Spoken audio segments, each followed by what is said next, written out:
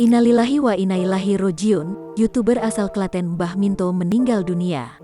Pemilik nama asli Minto Suwito Siam dikabarkan meninggal dunia, Rabu, tanggal 22 Desember tahun 2021 malam.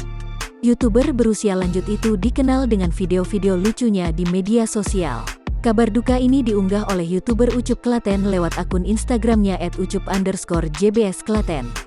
Dari keterangan unggahannya, Mbah Minto meninggal dunia pada Rabu, tanggal 22 Desember tahun 2021, pukul 21.15 waktu Indonesia bagian Barat. Dari informasi yang diunggah akun Instagram @agendasolo, Mbah Minto meninggal dunia di usia 85 tahun. Almarhumah sempat menjalani perawatan medis di Rumah Sakit Islam Klaten. Ia meninggalkan 4 orang anak dan 15 cucu serta 4 buyut. Rencananya, jenazah Mbah Minto akan dimakamkan pada Kamis, tanggal 23 Desember tahun 2021, pukul 14.00 waktu Indonesia bagian Barat. Kepergian Mbah Minto pun meninggalkan duka yang mendalam di kalangan netizen.